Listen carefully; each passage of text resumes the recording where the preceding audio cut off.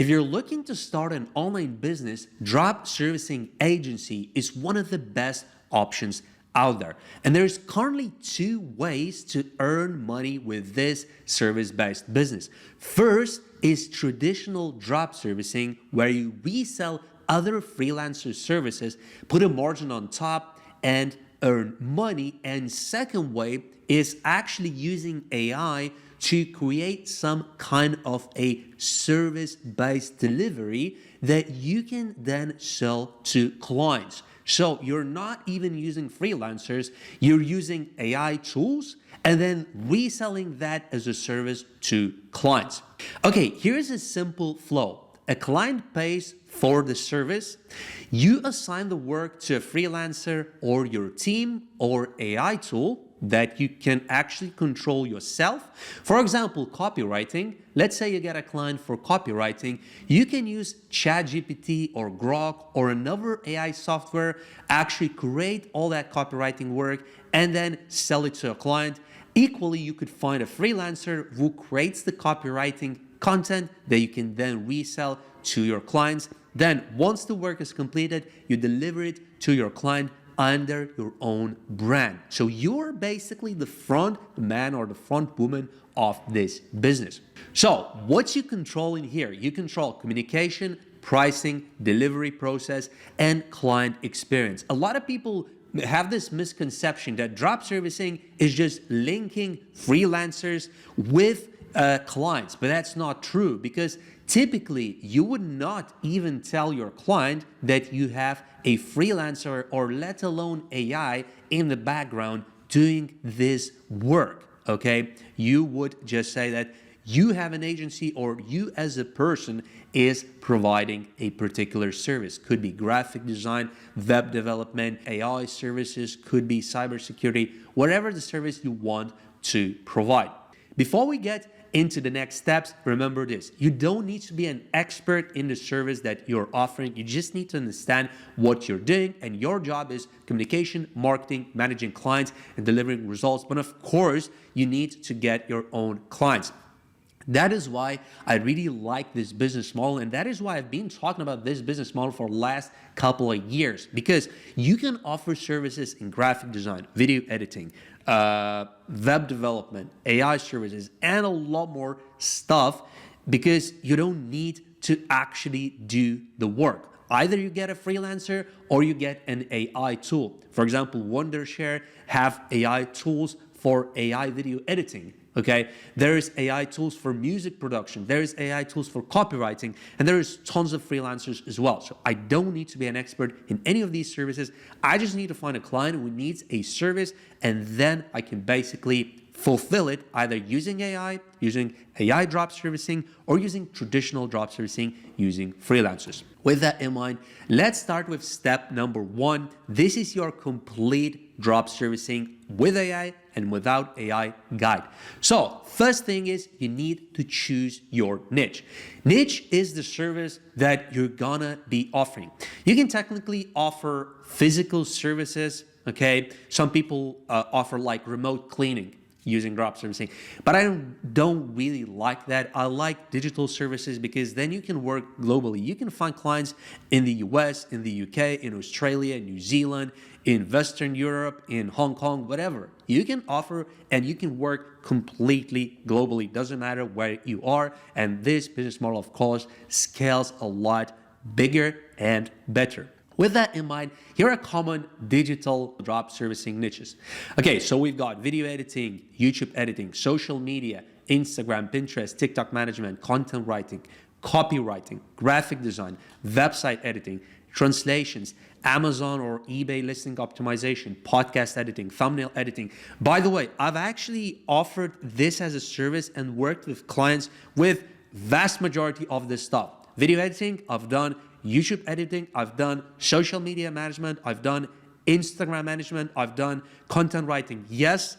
Copywriting, similar thing, I've done that. Graphic design, web design, I haven't done. Translations, Amazon, listing optimization, podcast editing, I've done. Thumbnail design, I've done. So most of these I've actually done myself through my agency or personally delivered to clients. So all of these are really great niches to start. And of course, some of these are high ticket, some of these are low ticket. For example, web design is high ticket service. You could sell a web design for $2,000, $3,000, $5,000. Thumbnail design is going to be $10, $15, $20, but it's harder to get into high ticket services than small ticket services. With that in mind, choose a niche you're familiar enough with to understand the demand. And the thing is, you need to find something that people are actually already paying money for. By the way, don't stress about the competition, because in a way, some people say, oh, this is so competitive, or, video editing is so competitive, web development is so competitive. It is true, but there's a lot of clients as well. By the way, if you're an existing online business owner or looking to start your very first online business, listen up. You should consider joining my School Digital Business Academy. This is not a course. This is a private one-on-one mentorship where we have coaching calls, and I advise you how to either start or grow and scale your online business. Now, if you're interested in joining my private one-on-one coaching calls, here's what you get. So $199 a month, you get one monthly 30-minute private call with me. $599, this is 3 monthly calls of 30 minutes, and $899 a month, that's a VIP where you get 3 monthly calls of 1.5 hours. And also, of course, you get WhatsApp support in both of these. This price point is the best for majority of people. If you're serious about your online business, you should go for the middle one. This is a light version. It's for those of you who just want some basic advice. Maybe once a month you want to call up and bounce ideas, brainstorm about what you're doing, because you probably already have an online business. And also the VIP plan is for those of you who already have a business and you want to scale it. Maybe you're making 5 or 10 grand or more a month. Then of course the VIP plan is for you, because we go into a lot more with your business. There is a link on my YouTube channel on here. You can click it and you can sign up. As soon as you sign up, email me to schedule your first private call. Thanks, and let's go back to the video. Step number 2, build your portfolio. If you don't yet have any clients, find freelancers, okay, and then ask, can you use their portfolio? Then upload it on Behance, upload it on YouTube, upload it on Instagram, and use it under your brand. If they allow you to use their portfolio, that's a way to get started. Or you can even use these AI tools like ChatGPT. For example, Canva has graphic design AI. For example, we have AI video editing. Wondershare have a lot of tools. That's really important, because without portfolio, nobody's really going to want to work with you. So before getting clients, you need a portfolio that shows what service actually you're offering, okay, your quality, your style, and what clients can expect. This is really important. Your portfolio can be list of sample posts, PDF presentation, simple website, screenshots, mockups, example work you created, and that can be on Instagram. If it's videos, it can be on YouTube, on Vimeo, on Behance, which is a very popular one for graphic design. If you're brand new and you have 0 client work, that's completely fine, because a lot of people say, oh, how am I going to start if I don't have any clients?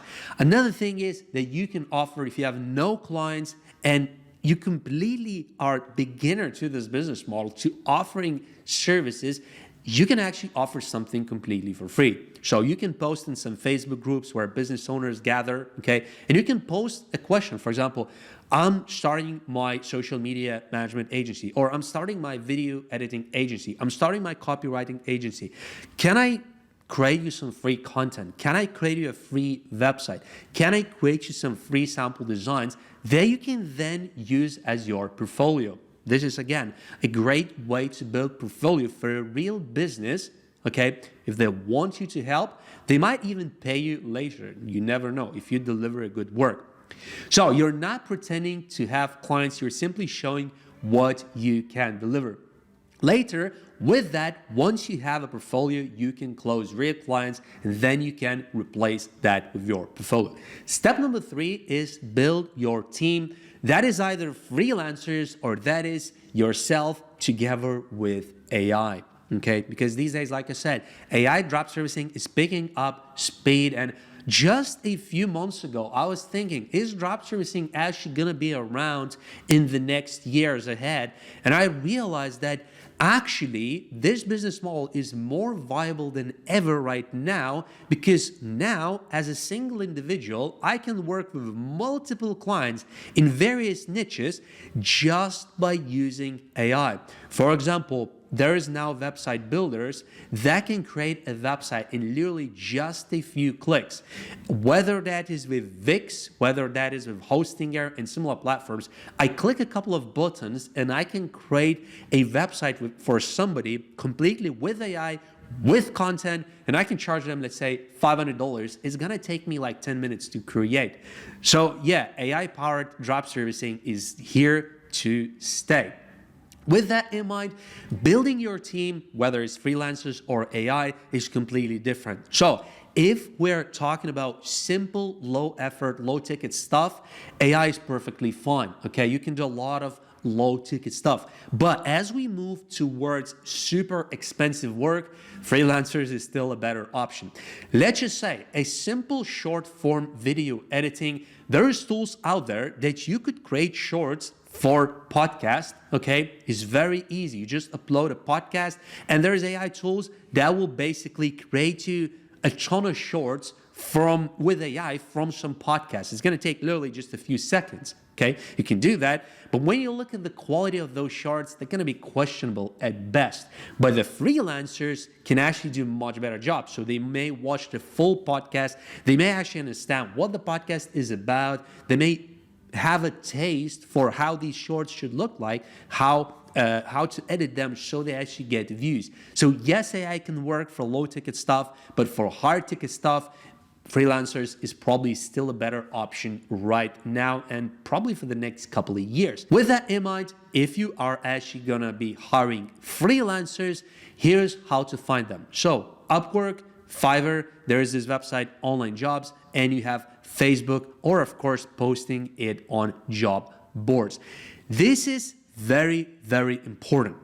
Many drop servicing agency owners hire from Philippines, including myself. I've actually hired about 20 people in the last few years from Philippines, because you need to hire people typically from abroad. If you're gonna be hiring, let's say you're starting your drop servicing marketing agency in the US, right? If you're gonna hire people from the US, it's gonna eat all your margins super quick.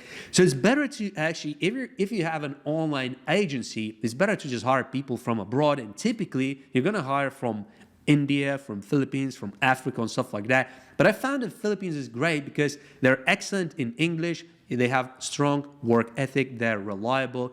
They have good communication, flexible, and fast turnover. That depends on the person, but excellent in the other areas for sure. And I hired a lot of people from Philippines in the last few years.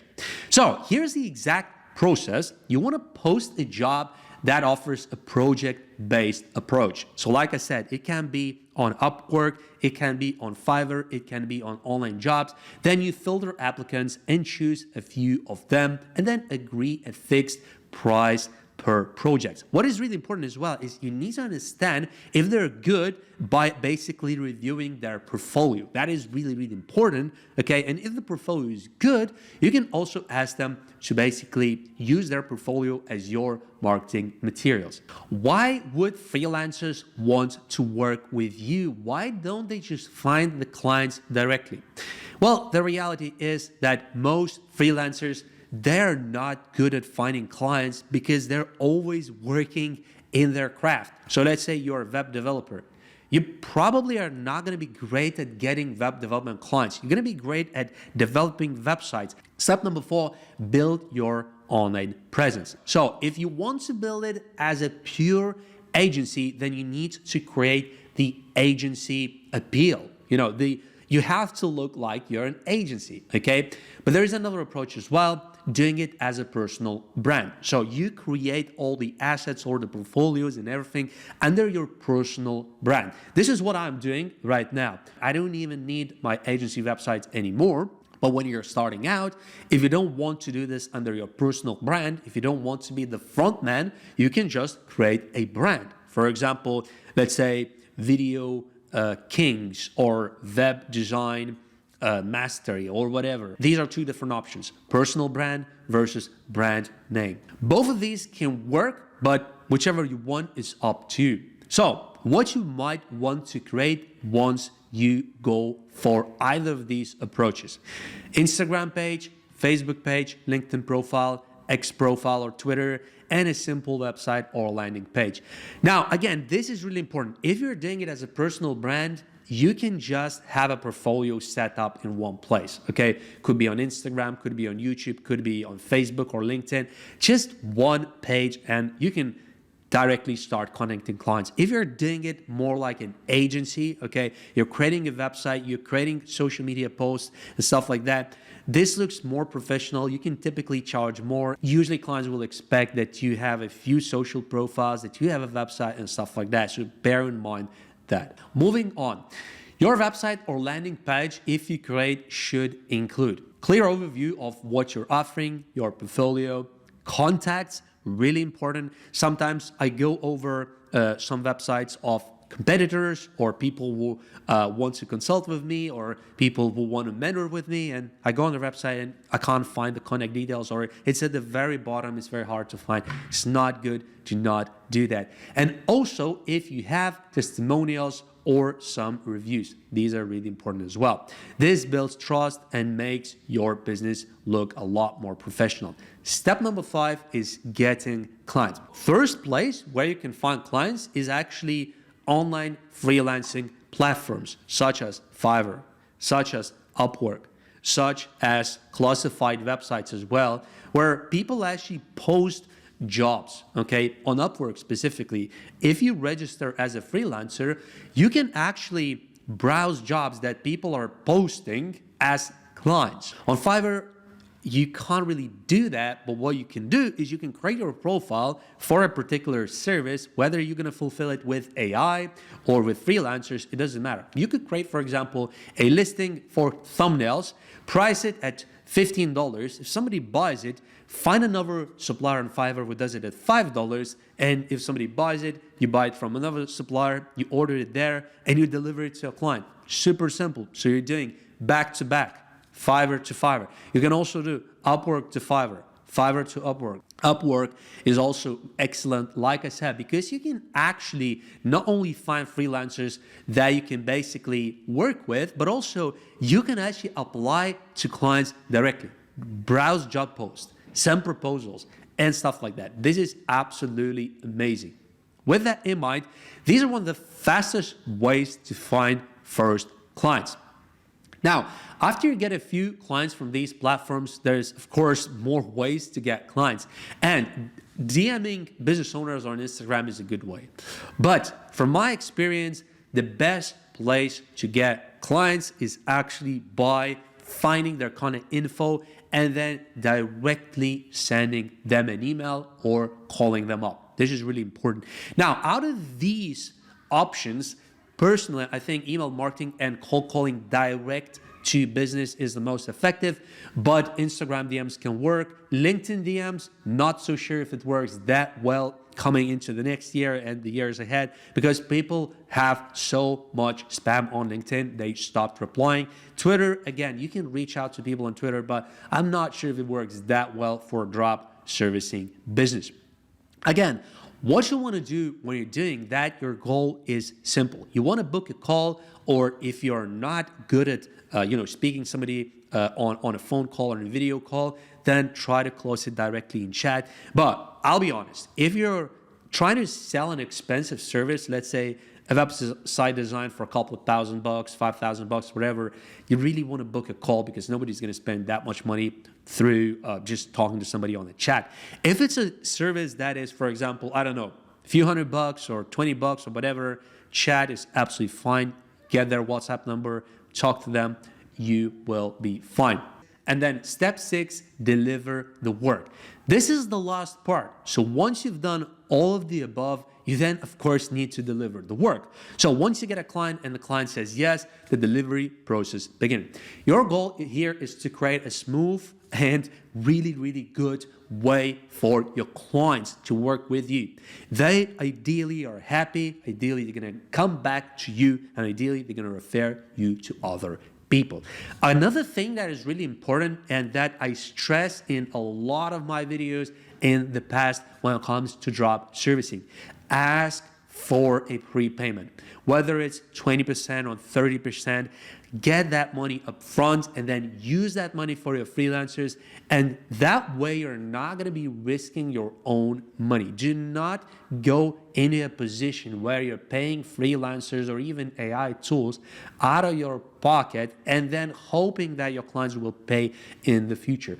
Once you get a client, you want to get brand assets, examples, requirements. Whether you're going to be doing it with AI yourself, you need complete detailed requirements, or if you're going to be doing it with a freelancer through Upwork, through People Per Hour, through Fiverr, again, you need complete detailed requirements. But if you're going to be using AI, try to remove client's company name or something when you're creating work for them. You need to be careful when handling client's information. So you need to do more research on that when you're using these public AI tools.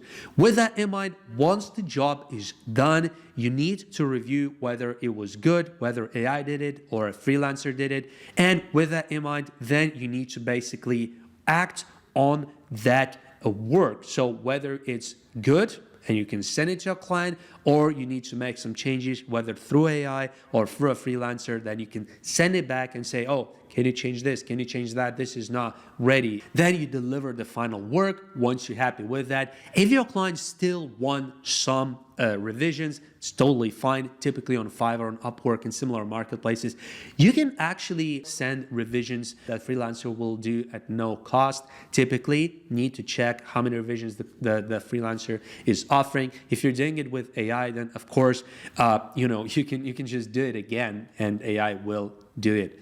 So as I mentioned, you need to be mindful of the number of revisions.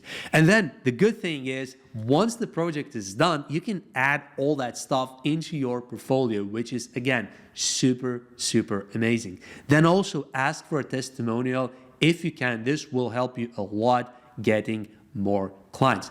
Now, after this step, here's what else you should do. Track the client internally. So create a simple spreadsheet or a Notion board where you can keep track of a few things, such as, for example, you can put client tracker, project name, deadline, freelancer assigned, or if it's AI, then of course, just AI tool, final delivery date, payment status, and follow-up reminders. This is really important because if you're not tracking and you start getting more and more clients, again, you're gonna feel behind with the process.